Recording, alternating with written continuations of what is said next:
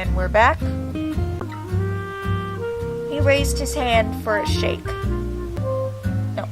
My name's Christopher, but call me Chris. Isis, right?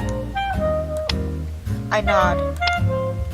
Welcome to Cafe Rouge. I'm a bartender and I'll be giving you employee training today. Employee training? Yes, you didn't think we'd let a first-timer like you go off and do whatever, right? We have a lot to teach you, isn't that right, everyone? Everyone nodded their heads. Alright then, chop chop everyone, get back to work. He's kind of attractive, I'm not gonna lie. With a clap of his hands, everyone dispersed. This looks like a football. Now, Isis, before we start, do you have any more questions? Just vampire ones. Do you sleep in coffins? Chris paused.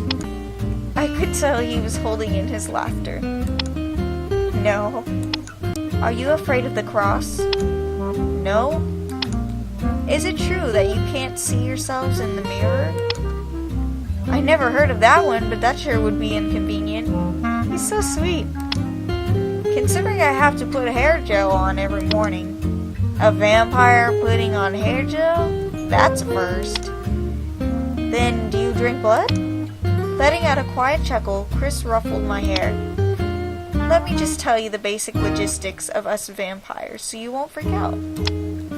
We're not monsters, or zombies, or another species even. We're human, just like you. We eat, sleep, and function just like a normal human being, except for the fact that we only function with food, water, and blood. Our 3 basic food groups for our race. See, these vampires seem normal. As for the ones in Twilight, they're just freaky, and they give vampires a bad name. Sorry, but it's true. See, even my dog agrees with me. Right, Pancho?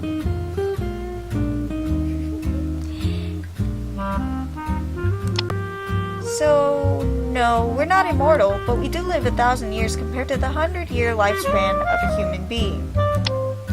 And no, we will not be killing you and sucking your blood. So, does that answer all your questions, kiddo? Actually, I still didn't hear everything he said. And there was one very important question he missed.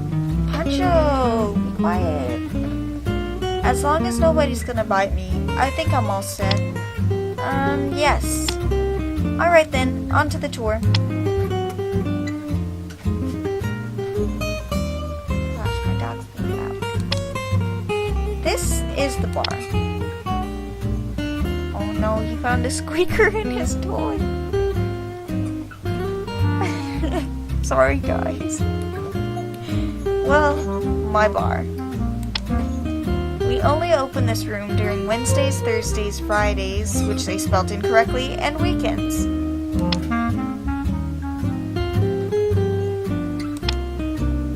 Here's the dining hall, the main gallery, if you may say so. Oh, there's Errol. As we walked over, the waiter tossed out the tablecloth, almost hitting us. Oops, sorry there. Isis, Errol. Errol? Isis. Pleasure to meet you.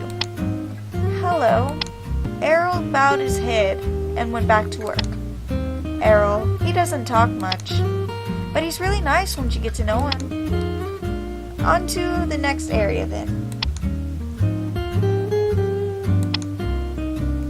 This is the Grand Opera stage, so to speak.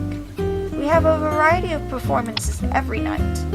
Some classical, some opera, but most of the time it's good old jazz. Chris jumped onto the podium and gestured towards the curtains. Prized fabric all the way from the Orient. Very expensive, so don't ever rip this. I gave a stern nod. As Chris jumped off the stage, I couldn't help but notice a glimmer of gold in the shadows. Interruptions. However, it was far too concealed for me to make out what it was.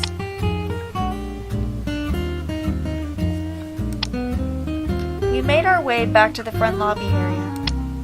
I think you already know what this is. We only open this area during the day. Aldo makes the best pastry around. He used to be a world-class chef too, not world. Aldo? The dude with the hair on fire earlier. Oh.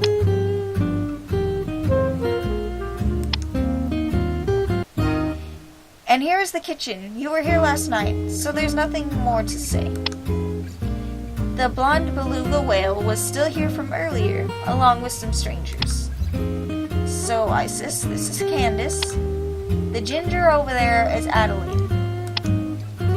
Diane isn't here right now, but she was here earlier. How do you do? Hello. And over there in the back is Aldo. The chef waved his hands eagerly. Buongiorno, and welcome to my kitchen. Aldo, I'm still not finished with Christopher. My name is not Aldo, it is with a Z. It is Alvarino Abandonments. That was pretty good, huh, guys? Aldoba what? Chris bent down to whisper. Just call him Aldo. He'll get used to it.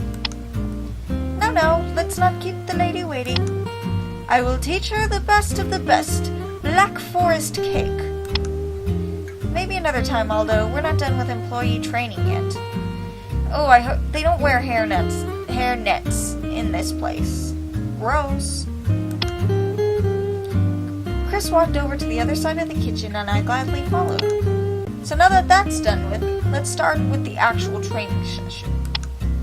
Training, I gulped. Chris, I have to tell you something. What? I don't think I can do waiting. Why not? Don't worry. Nobody will know you're human once you have contact lenses. No, it's not that. You see, I have this medical condition thingy where I can't be around blood. Otherwise, I faint and black out. And I just can't stand blood, okay? I looked away, avoiding his glance. This is really the worst possible job that I could ever get. How the heck am I supposed to work here? A bloody vampire cafe, when I can't even stand blood. Is that so? His tone shook me off. Weird. I was expecting him to be outraged. Well then, you can always work in the kitchen. I'm sure Aldo would love to have a sous chef or a pantry chef. Yeah, I'm a pretty good cook. Chris patted my head. Don't worry, kiddo, you'll fit in just fine. A grin crossed his cheeks and I couldn't help but smile back. Chris? I wanted to ask all day, but where's Antoine? Isn't he like the manager here? Chris looked away, disgruntled. Honestly, I don't know what he does.